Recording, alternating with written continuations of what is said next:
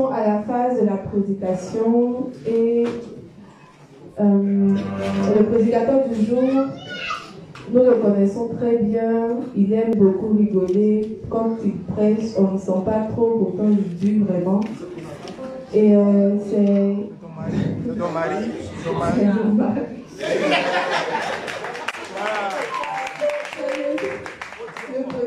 Le prédicateur du jour, c'est mon mari, c'est le frère.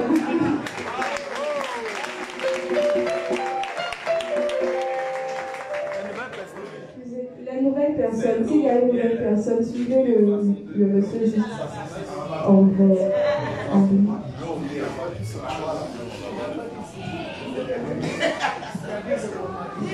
Bonjour à l'Assemblée des Saints. Je ne sais pas si c'est un lapsus révélateur. Comment tu, au lieu de dire prédicateur, tu dis le prédateur.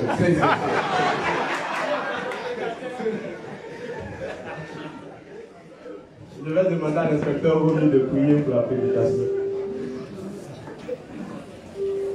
Donc, tous ensemble à l'unisson, on va prier afin que le Seigneur mette les paroles dans la bouche de son serviteur, afin qu'il continue de nous nourrir comme il a toujours fait. Prions ensemble. Éternel Dieu, nous te disons merci de ce que tu nous as disposé maintenant pour la prédication. Nous te prions afin que ton serviteur que tu as choisi en ce jour pour nous édifier, que tu mettes ta sagesse en lui, comme toujours, que tu mettes la parole de grâce dans sa bouche et que tu permettes que chacun de nous reçoive cette parole-là et que cette parole-là ait un impact dans notre vie spirituelle, afin que tous à l'unisson nous croissons dans l'église de Dieu. Merci Seigneur de ce que tu as permis cela. Au nom du Seigneur Jésus-Christ, nous avons prié. Amen. Bonjour à l'Assemblée des Saints. Pour aller dans la même veine que les témoignages qui se sont succédés et pour compléter, j'ai envie de dire, le témoignage du Père Cédric, j'ai aussi envie de rendre un témoignage. Mais avant, j'aimerais... j'ai pas retenu le nom du frère, mais c'est fou à tel point il aime sa femme, quoi. Ouais, parce que une go qui va dire je suis aux États-Unis, j'ai construit une maison, viens, etc. Je dis qu'il y a beaucoup de couples, il y a beaucoup de garçons qui auraient mis leur couple en crise, quoi. Mais là, il résiste. Il résiste. Et Satan, il a l'air de nous attaquer dans nos moments de faiblesse. Ainsi, on comprend la Bible lorsqu'elle dit que Satan rôde cherchant qui dévorer. Moi, quand je suis né de nouveau, je pensais avoir tout vécu jusqu'à ce que vienne l'année 2020. Alors, je ne sais pas s'il y aura d'autres années pires comparativement à l'année 2020, mais ce que j'ai vécu en 2020, c'était incroyable. C'est-à-dire que je pouvais faire un jour sans manger, c'est-à-dire où j'ai rien à manger en fait.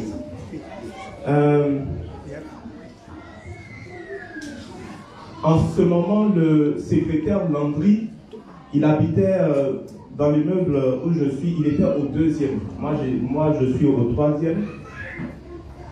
Je vous assure qu'il arrivait des fois où Candice, lorsqu'elle finissait de tresser, c'est elle qui envoyait l'argent à la maison pour qu'on mange.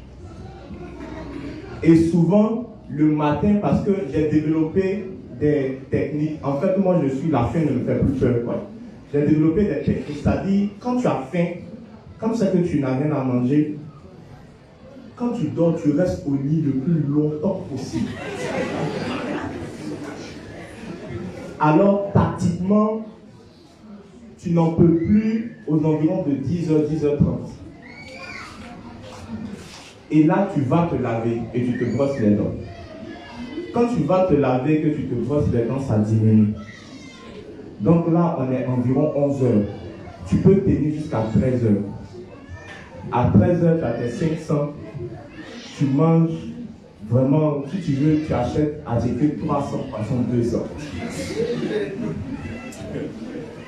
Et dès que tu finis de manger, tu ne fais pas trop de mouvements. Tu vas te coucher. Tu restes le plus longtemps possible encore couché. Moi, ce que je faisais, je lisais, je priais, etc. Et c'est dans cette période-là que j'ai lu le maximum de livres. C'est-à-dire, en ce moment-là, je pouvais lire et retenir, parce qu'une autre chose c'est de lire et une autre chose c'est de retenir. En ce moment-là, je pouvais lire et retenir un livre en 5 jours. C'est-à-dire, je pouvais finir de lire un livre en 5 jours. Bon, tu as faim. Tu ne peux que parler à Dieu. Donc, il est environ 18h, 19h, tu te laves encore. Quand tu te laves, ça baisse la faim. Tu peux tenir qu'à 20h. Et en ce moment, en 2020, il y avait les prédications, les enseignements du soir. Je pense que c'est là qu'on avait commencé. Il y a des fois où je venais faire les enseignements du soir et puis j'avais rien. Et puis, c'est-à-dire, je faisais ça dans la faim. Mais il y avait le plaisir parce que, bon, nous, on est... Bon, j'ai pas envie de dire qu'on est littéraire, mais j'ai envie de dire que c'est plus l'évangile qui fait qu'on aime enseigner.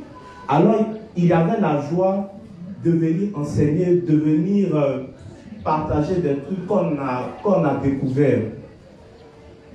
Et après, il y a toujours un gars au bord. C'est-à-dire, peut-être que l'inspecteur Hassel, pour lui, c'était anodin d'acheter GABA les nuits, quoi. Pour lui, peut-être il faisait ça que, bon, peut-être, bon, il va acheter comme ça. Mais je mourrais. C'est-à-dire, je dépendais comestiblement de GABA qu'on mangeait la nuit. Au cas où Candice n'avait pas tressé et qu'elle n'avait pas. C'est-à-dire, elle tressait pour 2 familles. S'il n'y avait pas la famille de Maurice, je mourrais. La famille Anne. Parce que j'allais lutter, j'allais aller manger chez eux. Ou bien souvent, il y a tellement faim de dire à Romy qu'il y a un jeu vidéo chez toi. Tellement, c'est-à-dire, tu as tellement faim que tu réfléchis tellement que tu as pu étudier jusqu'à ton âme est massagée, mais ton estomac dit j'ai fait, tu t'en vas décider. Et vous n'imaginez pas à quel point c'était terrible. Et j'ai même lu un livre du révérend où, je pense que c'était le livre 51 ou 52, où il présentait le fait que il a eu une époque dans sa vie où il ne pouvait pas payer son loyer, où il ne pouvait même pas manger. Et il disait que maintenant qu'il en parle, c'est facile pour lui. Mais en ce moment-là, c'était difficile. Vous n'imaginez pas, quand en plus, c'est-à-dire, si c'est toi seul, c'est pas un souci. Mais tu es en couple avec quelqu'un et la personne te dit j'ai faim.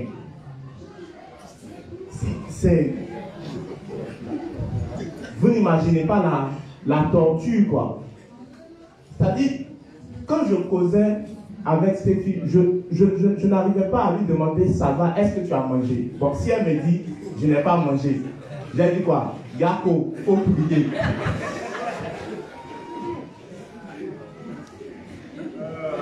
Mais c'était incroyable. Au point où, encore l'inspecteur Evra, il me disait, bon, mais toi tu vis seul, il faut donner l'argent, Fatou va préparer pour toi. Mais je suis blessé. Je me disais qu'il faisait ça pour me passer, Evra, avant de faire un truc gratuit pour toi, il va vouloir forcément te tester pour voir si tu vas donner quelque chose. Et il me disait chaque soir de venir manger à la maison et que la mère Fatou préparerait pour moi. Mais partir au bord, c'est 200. Venir au bord, c'est 200. Et les 200, pratiquement, ça peut me permettre de manger le lendemain, en fait. Parce que le lendemain, c'était pas sûr. j'ai été éduqué dans ceux qui te doivent, c'est ton papa puis c'est ta maman. Et je suis peut-être bête, mais j'ai estimé qu'en 2020, je suis devenu vieux. Je vais appeler ma maman pour lui dire que j'ai besoin d'argent, donc je souffrais dans la faim. Mais j'étais gêné de venir chaque soir coco. C'est bon. On peut dire ce qu'on veut, hein, que non, mais il n'y a pas de souci. Ah, maintenant comme chez toi, je monte chez toi, tu peux venir manger. Mais j'étais gêné. Les matins, je vous assure que souvent, c'est Candice qui achetait déjeuner pour moi. Et puis elle envoyait le garçon. Ça dit, quand j'entendais taper faiblement et que je savais que c'était garçon, c'était les sons de cloche que les sacrificateurs avaient sur lui. Quand j'entends garçon taper, puis je fais, oui, garçon, il dit, là même je coupe ma prière en même temps net. Parce que ça, c'était arrive là, ça me permet de terminer la prière. Garçon, il y a quoi? C'est ma maman qui dit de venir te donner déjeuner. Il y a les gens qui sont, alléluia. Et comme le révérend, maintenant j'en parle en riant, mais vous n'imaginez pas. Et en ce moment-là, je tournais beaucoup avec l'inspecteur Cédric. Mais lui,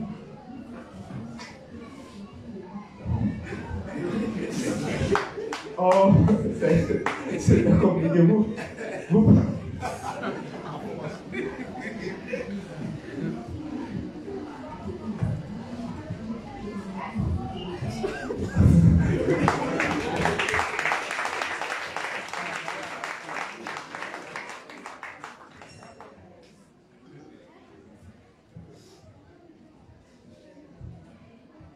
Excusez-moi.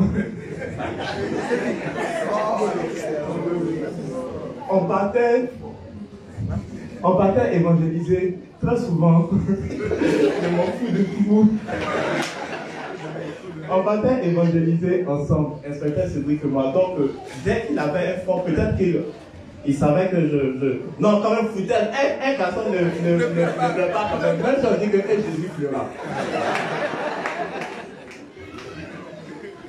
On partait évangéliser très souvent, lui et moi. Mais je savais qu'après chaque évangélisation, il allait avoir un chien. Mais pour lui, peut-être, c'est-à-dire, non seulement j'apprenais incroyablement en évangélisant avec lui très souvent et puis quelquefois avec l'inspecteur Evra, mais le fait d'acheter pain chien ou bien d'acheter nourriture pour qu'on mange après là, c'est si seulement il savait ce qu'il était en train de faire pour moi. Je me rappelle qu'un jour, on a fait d'évangéliser, il m'a donné 1000 francs, il dit qu'il ne faut pas t'acheter sucrerie, on va boire. Il a dit que je maman. Il a dit que je maman. Il a acheté des sucreries, pas sucrerie 400. Moi, mais 400, rien.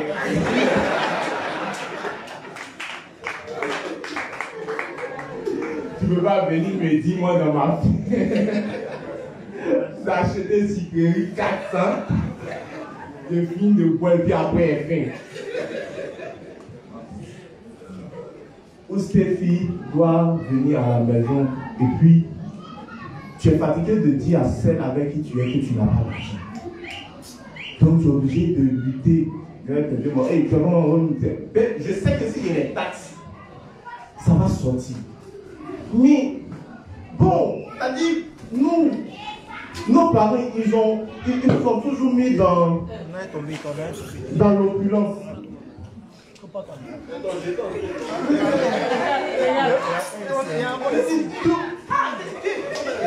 Pourquoi dans le corps, on habite dans le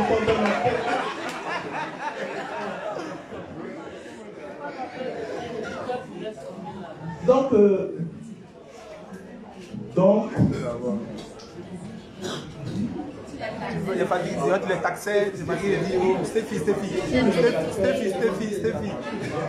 Voilà. Tu es fatigué de dire à celle avec qui tu es que tu n'as pas d'argent. Je sais que si les taxes, les vieux moraux, ça va sortir. Mais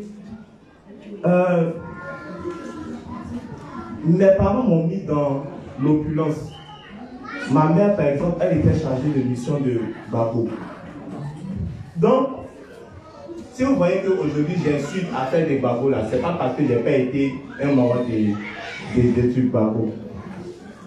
Pour la petite parenthèse, Koné Zakaria il faisait partie des gardes du corps du mari de ma mère. Donc, il a été le garde du corps de ma maman. C'est pour montrer à tel point. Et puis, donc, j'ai pas été habitué à demander, ouais, on va mettre un peu de lumière parce que vous devez voir le visage de celui qui prêche. En fait, le truc, c'est que pendant que tu es en train de parler à une assemblée, s'il y a un truc qui distrait, que tu fais comme si tu ne vois pas, l'assemblée ne t'écoute pas. Donc, il faut être avec eux, en fait. C'est-à-dire, c'est qui le regarde, il faut commenter, c'est qui le regarde. Sinon si tu deviens dangereux pour dire que, genre, c'est rien, ils ne t'écoutent plus, ils sont ils vont le regarder jusqu'à ce que ça finisse.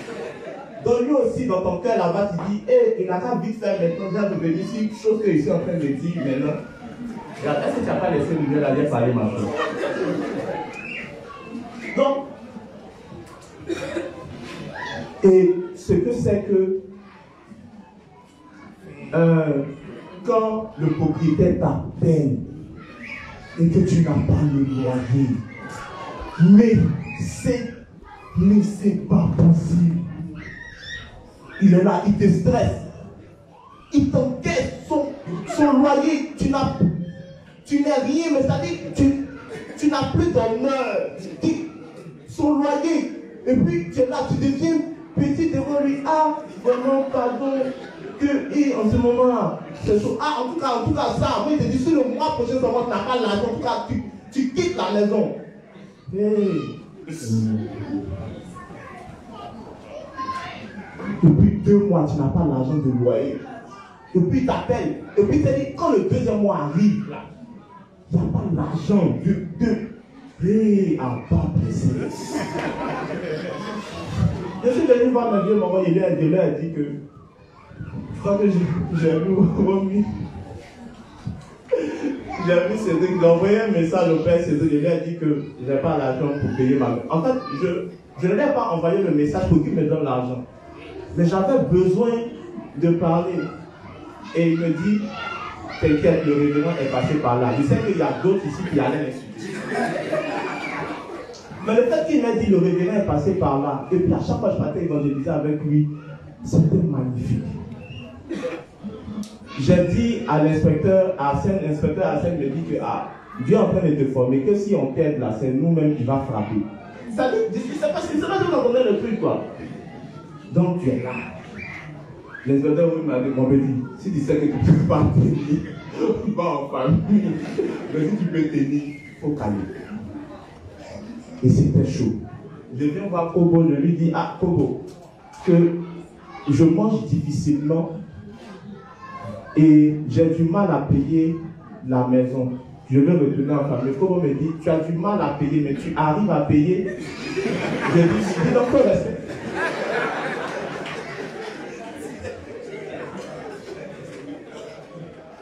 Et donc, il faut rester. Les dimanches, j'étais obligé de faire, j'ai envie de dire, gros cœur avec le reste pour Fabio parce qu'il avait une voiture. Ta Fabio là, ça les foutait, ton dénoncier, même là, tu ne peux pas venir le chercher pour l'envoyer à l'église. Parce qu'en fait, tu n'avais pas de transport pendant la CDC. Les enseignements du soir, on fait notre formation les jeudis à 17h et on faisait intercession les mercredis. Je marchais de Fin-Boudron à la CDC. Je faisais aller-retour en marche. Mais ça avait le mérite, parce que j'écoutais, ça avait le mérite de me faire écouter les prédications pendant que je marchais et puis de prier. Parce que vous savez que dans ce genre de circonstances-là, il fait moi je vais. Et c'est dans cette période-là, c'est en 2020 que, c'est-à-dire, j'ai fait plus de naissances en 2020 que c'est-à-dire, le nombre de personnes que j'ai fait naître en 2020, là, moi-même, ça m'étonne. Mais c'était dans des moments difficiles que vous ne pouvez pas imaginer. Souvent, Dieu permettait que j'ai, comment on appelle ça, une affaire juridique qui me permettait de ne pas payer mon loyer. Et puis, mais je dis merci à mes dévanciers. Merci. Il a un frère, parce que pendant ces moments-là, Satan me disait un truc. Ça peut vous étonner ce que je vais vous dire, je ne l'ai jamais dit à mes frères. J'avais l'impression que les gens se moquaient de moi. C'est dingue dans ma tête. J'avais l'impression que tout le monde disait, lui là, il n'a pas dit qu'il est dévancier. Il faut regarder comment il n'a rien là-bas. Il n'a rien depuis les dévanciers, ça ment sur lui. Dans ma tête, j'avais honte. Quand je venais m'asseoir, j'avais honte. Vous n'imaginez pas. Et puis, le seul à qui j'ai dit ça, parce qu'il était là pendant que je parlais à Kobo.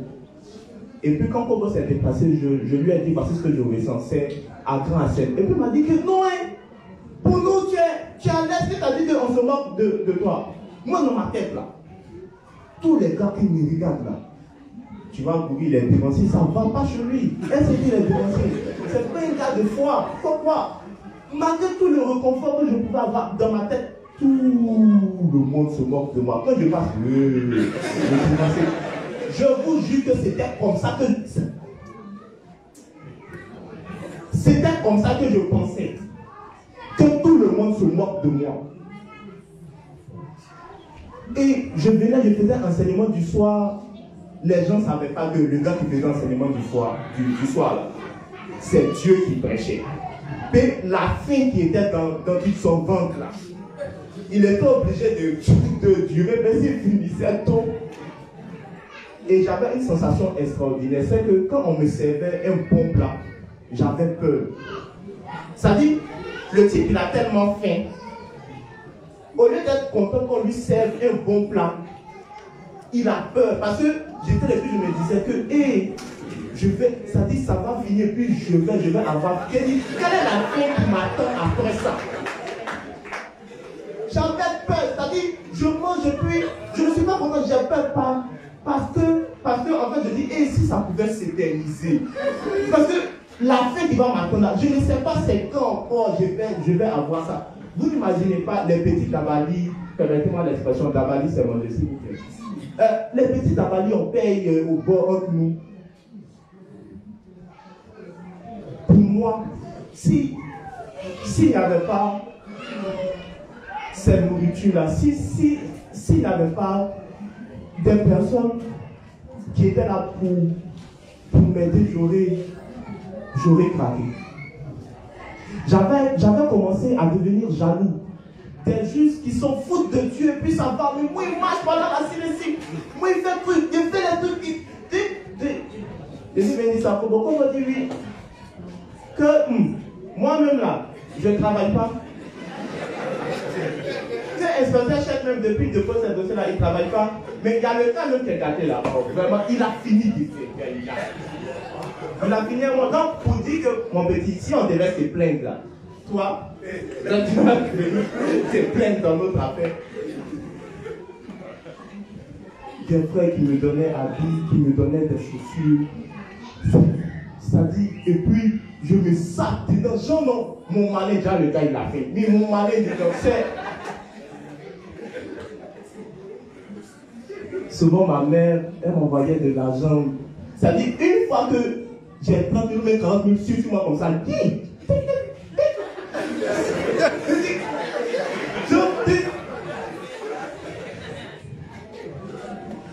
je ne sais pas si c'est une bonne éducation que mes parents m'ont donnée, mais une mauvaise, mais en fait, mon père et ma mère, ils me disaient toujours, quand c'est là, il faut profiter.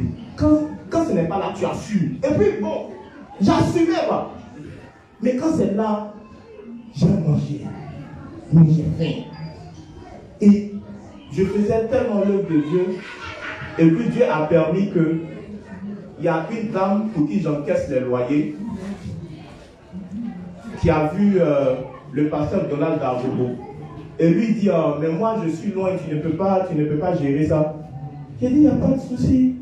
est-ce que tu sais ce que tu es en train de faire comme ça? Du mauvais, la dame, elle est insupportable. Mais elle me donnait 40 000, un truc comme ça. Mon loyer coûtait 35 000. Ma source de revenus par mois. Et puis vous me voyez des venants à l'église, quoi, des chanteurs. C'était 40 000. Quand je finissais de payer le loyer 35 000, il me restait 5 000. Si j'en étais pour Dieu, je ne pensais même pas à mes petites soeurs. Si j'enlève pour Stéphie dans 5 000 de Dieu, 5 000, ça vous fait le mouvement qui est là. Il va me rester combien? Oh, ta femme est là, elle dit elle a faim. T'inquiète bébé, prions, ça va aller. Chaque mois, tu vas aller, prions, ça va aller. Et puis souvent, quand elle était sur Facebook, il y a les coachs à mon chic là. Hein? Donc, tu es là même là, tu ne peux pas faire sortir ta femme. Hein? Tu ne peux pas l'envoyer au glacier. Si tu l'envoies au glacier, on ne mange plus. Donc, elle doit choisir entre glacier et puis le fait que j'ai quelque chose à manger quand même. Donc, j'ai commencé à casser les loyers. Et Madame Sanogo me dit, toi-même là, bon, peut-être que ça là, vous allez m'attaquer. J'avais la photo de Stéphie en fond d'écran. Et puis elle dit, c'est qu'elle a cette femme. J'ai dit oui. Elle dit, hein, elle est où? Bon, je ne sais pas ce qui m'a pris, hein, mais c'est l'instinct du traqueur, quoi. Elle dit non, elle est en France.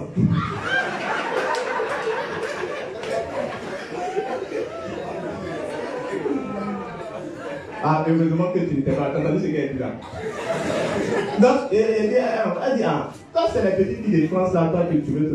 Attends, j'ai immeuble, j'ai l'argent. Moi, il n'y a pas besoin de tout ton argent. Toi, tu penses que c'est le travail que tu fais comme ça? C'est pas travail. Moi, il dit,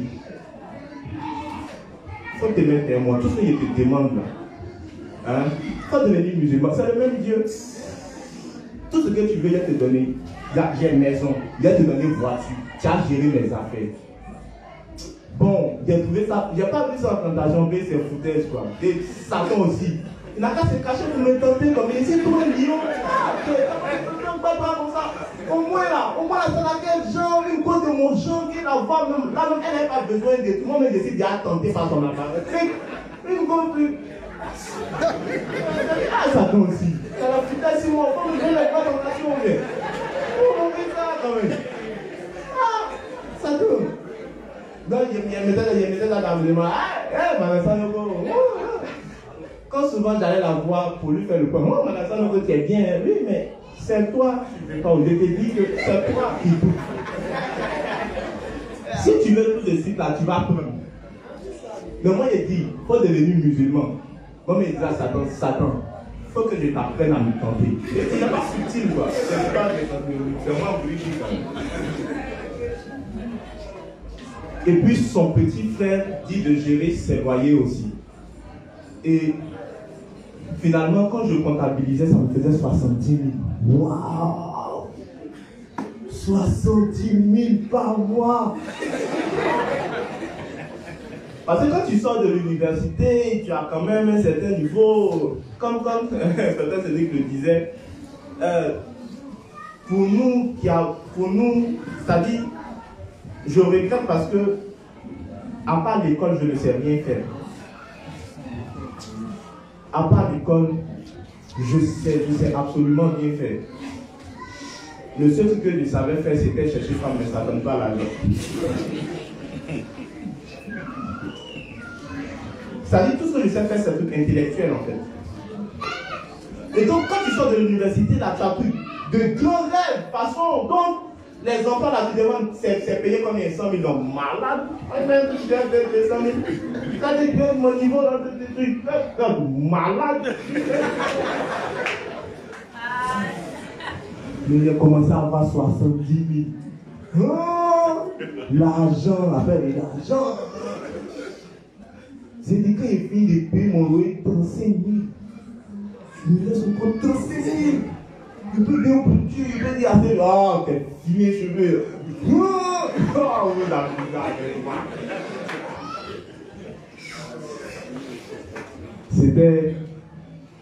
C'était comme ça parce que ce que j'oublie de dire, c'est que maman avait fait des magasins. Moi, à la limite, quand je priais pour dire à Dieu, donne-moi l'argent pour payer mon loyer, c'était pas la foi, quoi. Payer un magasin qui est là. Donc, bon, donne-moi l'argent pour payer mon loyer. Bon, comme on dit de te demander, bon, donne-moi l'argent pour payer mon loyer, hein. Permets que j'ai à manger, hein. Sinon, si tu veux, il ne faut pas permettre, hein, ça, toutes les personnes, il y avait magasins. Et puis, ils sont venus casser les magasins. Cette fille est malade, elle prend un comprimé, elle vomit, elle dit que tu prends un comprimé, elle cherche un comprimé là dans sa vomi. Elle va mourir.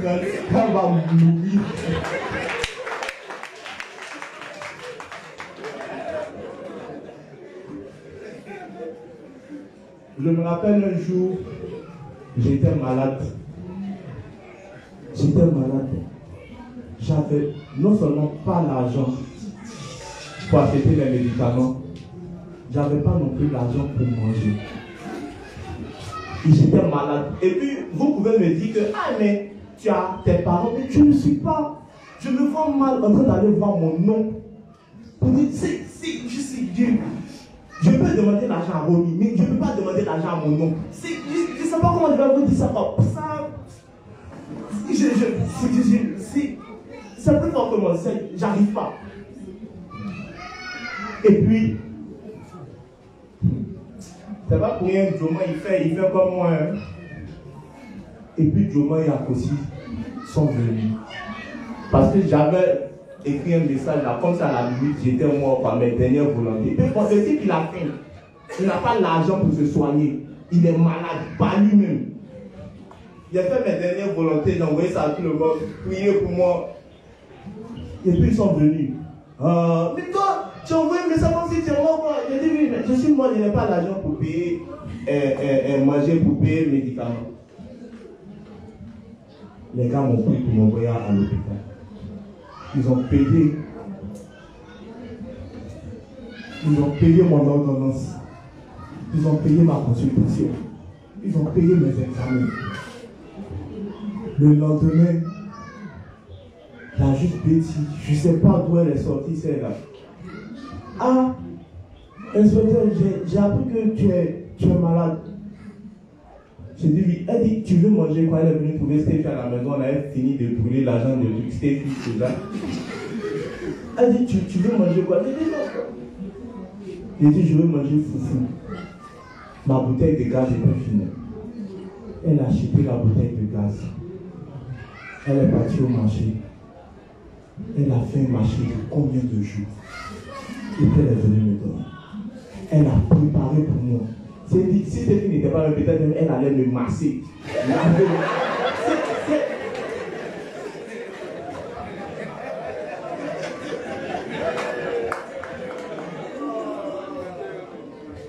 Aujourd'hui, j'en parle. Ça fait rire. Mais vous n'imaginez pas, Seigneur. Vous n'imaginez pas. Je cherche des barres, je m'en vais dans l'entretien d'embauche. C'est-à-dire, il y a une go même là, tellement même là, elle me voulait dans toute son entreprise. J'ai fait un premier entretien. Les réponses qu'elle m'a posées là. J'ai dit, c'est-à-dire, le gars il est retenu pour le deuxième entretien. Un gars qui n'a rien, qui cherche travail pendant des années, il est revenu pour le deuxième entretien. Le stress, c'est-à-dire le deuxième entretien, le boss, c'est-à-dire, je vois déjà, Dieu, quand me pose question, le stress fait que j'oublie tout. La go elle-même là, les premières questions qu'elle m'a posées là, elle me repose les mêmes questions. C'est-à-dire, quand je suis venu à la maison, j'ai trouvé les questions là. Elle m'a posé les mêmes questions. Le stress fait que...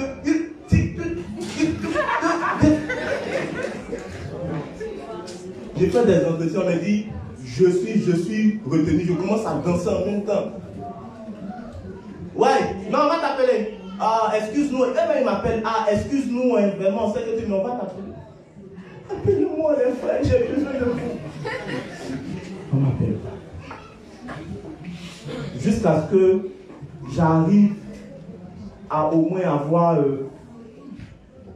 un emploi, tout ça. Mais là-bas aussi, moi, j'aime travailler. C'est-à-dire que même quand souvent je dois prêcher, je peux dormir. C'est-à-dire, je peux ne pas dormir pour ma prédication. C'est pour ça que quand souvent vous oubliez ce qu'on dit, ça nous fait mal. Parce que le type, il veille pour préparer sa prédication. Et puis, les gens viennent. C'est vrai que peut-être vous avez dit le dimanche prochain. En tout cas, il a prêché. Ça faisait rire. Mais il a prêché. Quand le type n'a pas dormi. Il y a souvent même moi qui dis que tiens, vous pouvez me battre plus les gars là. S'ils ne tiennent pas, ils veulent vous lapider comme ça va. Et donc, ça dit, moi j'aime être surmené.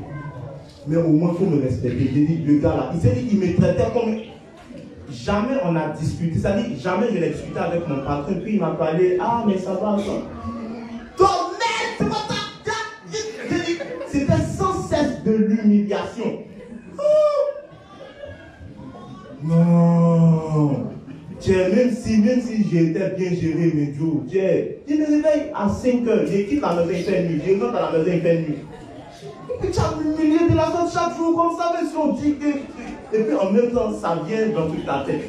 Mais tes frères de l'église vont dire quoi? Oh, pour il n'aime pas souffrir. Oh, pour il n'aime pas tout. Ça vient de. J'ai décidé de démissionner. Ma grande soeur a eu son concours de notaire. Je suis allé voir Kobo. Kobo me dit, mais nous-mêmes on cherche un inspecteur qu'on va mettre à l'intérieur. Donc ça même là, c'est bon, là, tu as travaillé les gens de gagnants, tu as parti aujourd'hui là, dès qu'il y a un problème, dès qu'il y a quelqu'un qui a un problème là-bas, appelle Bouri. C'est si moi-même je dois voyager vraiment comme en tant qu'inspecteur à l'intérieur là, voilà, il a plus venir à Abidjan. Et un jour, je viens à Abidjan cette fois-ci là. L'année passée, je pense en décembre, je suis venu. En décembre, je vois, vous êtes convié à un entretien. Il y a longtemps, j'ai arrêté de chercher de travail, il y a longtemps, je suis désespéré. Je suis ma grande soeur là-bas, j'ai mes projets avec certains frères pour monter un cabinet, donc je suis dans ma formation. Mais j'ai tellement tapé poteau qu'à la limite, j'estimais que intellectuellement, je ne valais rien. Quoi.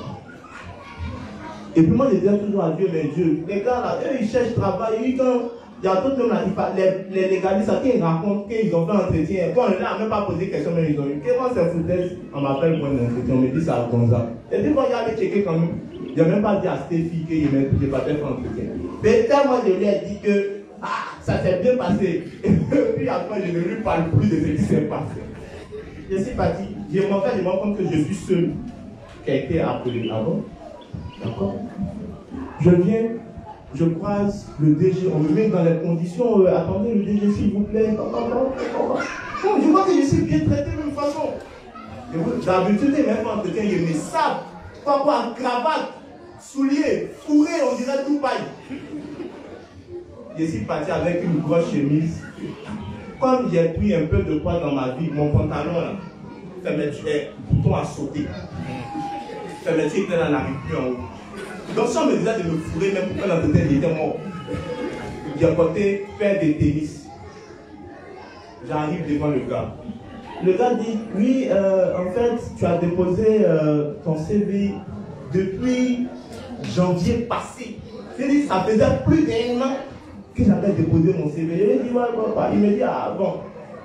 Moi, j'étais vu, en tout cas, il y avait beaucoup de CV, mais c'est ton CV que j'ai retenu. Vraiment, j'ai besoin de toi pour tant. Je lui dis que j'ai les capacités intellectuelles pour ça. Mais j'ai prêté serment au tribunal d'Odiéné et que celui pour qui j'ai prêté serment, il est à Abidjan. Donc ce que tu me demandes de faire intellectuellement, je peux faire. Si quelqu'un ne connaît pas, je peux le trafiquer. Mais si c'est quelqu'un qui connaît, je ne peux pas faire. Il me dit, c'est pas grave, c'est toi je veux. Il parle encore. Deuxième fois, je lui dis que quelqu'un qui cherche, quelqu'un qui ne cherche plus de travail, mais quelqu'un m'a tapé pour toi. Deuxième fois, il me dit, je lui dis que non, je ne peux pas faire. Il dit, c'est pas un souci, c'est toi je veux. Troisième fois, il dit donc j'ai besoin de toi pour tant.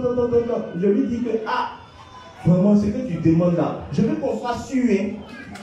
Je ne peux pas faire. Il dit, on va trouver le moyen, tu vas faire. Parce que j'ai plus de 1000 locataires, j'ai besoin que tu t'occupes de tout ce qui sera contentieux juridique. Ah. Donc il me demande, il ne me pose pas de question, il dit ça va être causerie. Donc il parle, et puis il y a une partie, j'ai expliqué des choses, mais j'étais tellement à mon aise que j'ai presque mal expliqué, puis après je me suis rattrapé. Donc il y a un petit juriste à côté là. Il y a longtemps mon combat dans la justice. Il y a un petit juriste là qui a bien s'amuser pour dire qu'on a au moins près de 8 ans d'expérience. Il a voulu parler, je me suis retourné vers lui. Malade. Il est frappé en même temps. Je le frappe, le gars veut riposter. Je vous dis que le DG est sa secrétaire. Ils disent au gars là, tu as mal entendu. C'est pas ça il a dit. Et puis il a expliqué. C'est-à-dire, le DG puis la secrétaire explique aux juristes des choses que moi-même je n'ai pas dit pour qu'on puisse me prendre.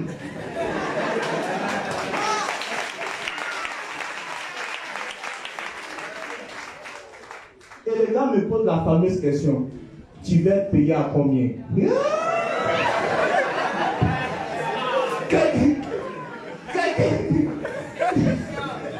Je suis mon gros. Il restait bien, il dit que je me reste que tu me donnes. Viens prendre. Tu as combien sur toi? Mais c'est magnifique quand tu n'as plus la pression. Parce que j'étais dans une certaine, je ne vais pas dire une certaine opulence, mais j'ai plus de problème de nourriture, j'ai plus de problème de loyer. Donc quand je viens discuter avec lui, bon en fait je m'en fous du travail parce que pour me prouver quelque chose à moi-même, parce que je suis déjà stable d'un point. Mais quand il a dit, tu veux être payé à combien? J'ai dit que ce que vous me proposez, il dit non, il faut choisir ton salaire.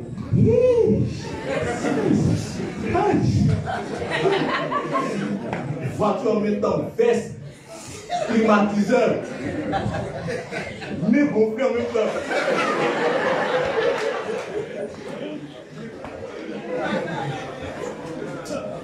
Tiens, faut pas j'ai dit un petit montant. Oh, il voulait me donner plus que ça. Donc il me dit, on va t'envoyer un courrier. Oui, hey, Seigneur, ça dit, donc dans ma vie là, je vaux quelque chose intellectuellement. Et même voir Kobo. Dans ma tête, c'était clair que je n'allais pas accepter. Dans ma tête, c'était, c'est incroyable quoi. Je n'allais pas accepter. Il y a même voir Kobo. Kobo, je finis de lui expliquer, il me dit, ça c'est le 313 ça.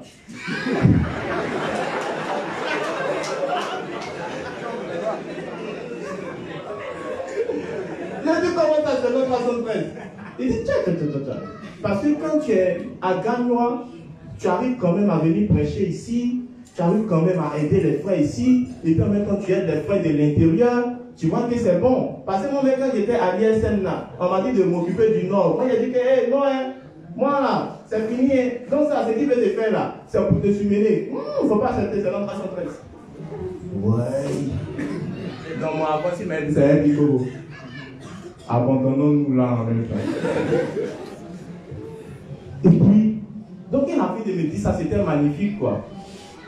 C'est que dans ma tête, c'était Satan qui était en train de me proposer, ça. Et un jour, les gars m'ont appelé. Ils m'ont appelé pour Jean, mais c'est quoi qu'on va te dire, on va te donner un courrier, mais toi-même là, tu n'es pas. Tu ne demandes pas de façon, tu n'es pas intéressé d'une manière de façon. Donc les gars m'ont appelé, ils m'appellent, les gars mon téléphone. Et je suis venu voir, il va dire, non, toi, tu es mort, Brûli, tu es mort, il va te proposer une frappe, tu vas prendre, et puis c'est truc maintenant, ça là, il va te donner là, tu vas comprendre, Brûli, tu es mort, tu ne vas pas pouvoir résister. Donc ils m'ont appelé les gars. Je me connais, il n'y a pas de décroché. Ils m'ont appelé la deuxième fois, il n'y a pas de décroché. Les gars aussi m'ont plein envoyé un message. Comme on dit, mais c'est comment? Ils t'ont plein appelé. Ah, comment ils m'ont appelé? Bon, il n'y a pas décroché, mais après c'est notre place insisté. Il m'a dit, ça c'était tentation, même tu as eu la chance, mon petit. Ouh, il a coupé. Mais, toutes ces étapes-là, il y a eu l'église, il y a eu le fait pour moi de faire l'œuvre de Dieu, d'être toujours avec mes dévanciers, de leur soumettre tous mes petits soucis, tous mes petits problèmes. Et j'oubliais un truc, et là je finis par là, il y a une go. C'est du mal fondé, en 2020, je ne sais pas d'où elle vient. C'est du ancien mannequin, vous ne pouvez pas imaginer. Style même. Bon de Macori comme j'aime. Je ne sais pas d'où elle sort. Elle est manager dans une boîte là-bas, elle veut sortir sur du bruit. Disons la go que j'ai toujours quitté comme mari. Bon, qui vraiment, si tu as déjà pour mes péchés. Mais je vois que c'est foutaise quoi. J'ai dit, genre, elle veut revenir façon. Donc, j'ai fait espoir de mettre une photo de Stéphie en statue. Et puis elle dit, c'est elle qui est là. Mais est-ce que tu sais ce que tu perds en me laissant? Moi-même, j'étais dans mon cœur là-bas.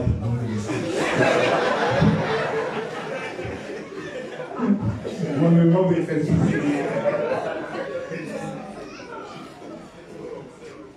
Que non, je veux me marier, mais je sais que celui avec qui je vais me marier là, il ne fera pas mon bonheur, c'est toi qui feras mon bonheur, tout.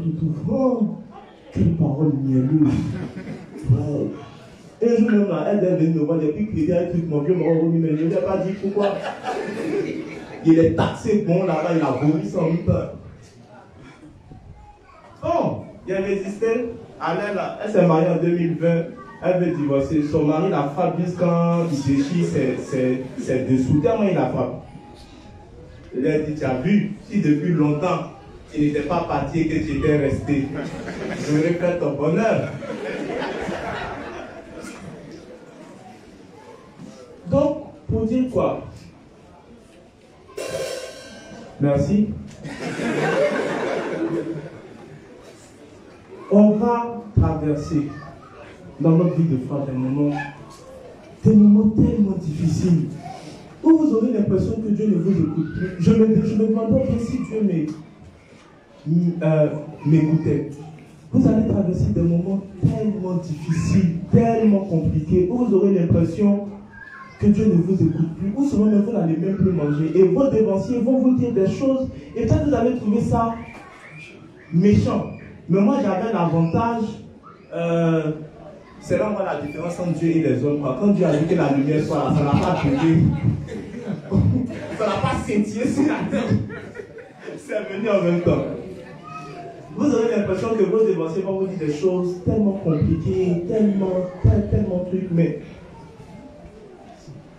j'ai eu la chance d'avoir été auprès d'eux, d'avoir été formé auprès d'eux, et ils m'ont parlé de leurs difficultés, ils m'ont parlé des choses qu'ils ont traversées, et ils m'ont parlé de thèmes, ils m'ont dit comment ils étaient conseillés. Et quand mon tour est arrivé et que j'ai entendu leurs conseils, je n'étais pas dépaysé parce que je savais à quoi m'attendre. J'ai déjà fini.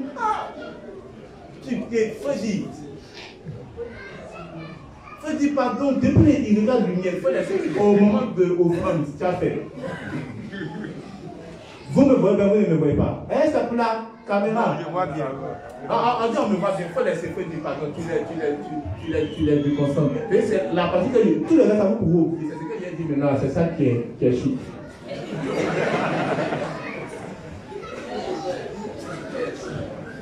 Alors, je disais que vous allez traverser des moments difficiles.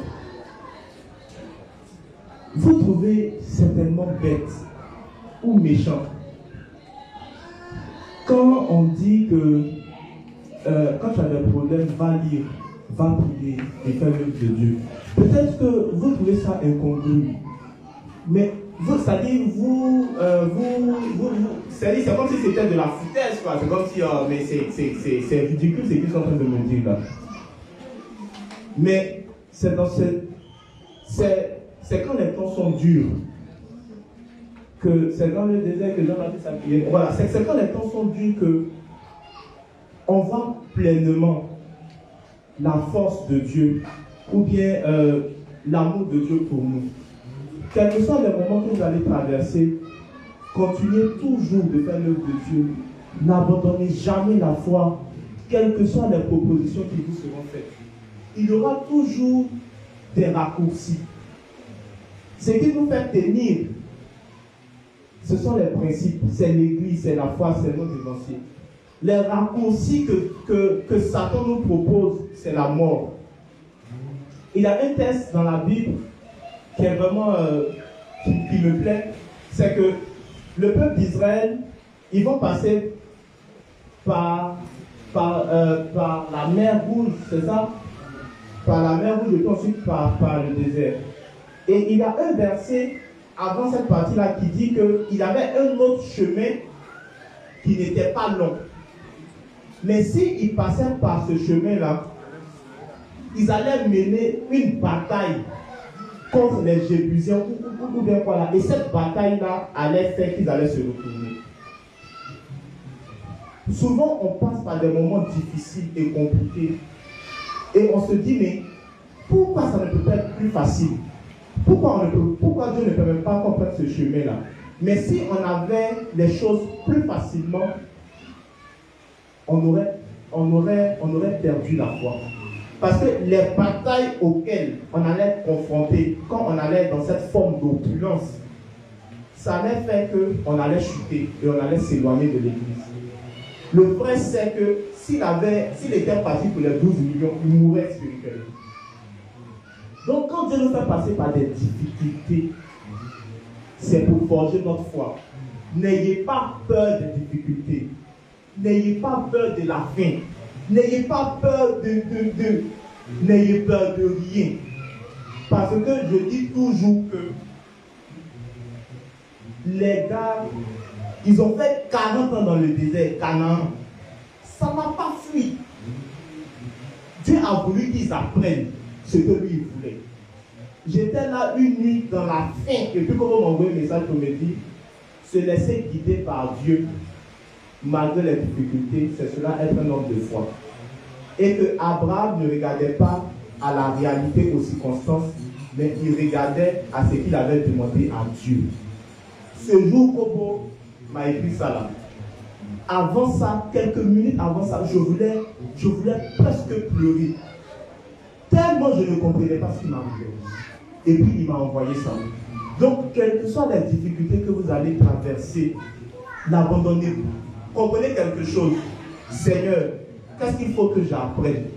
Qu'est-ce que je peux faire pour Dieu? Qu'est-ce qui ne va pas dans ma foi? Accrochez-vous à vos dévanciers. Suivez-les partout.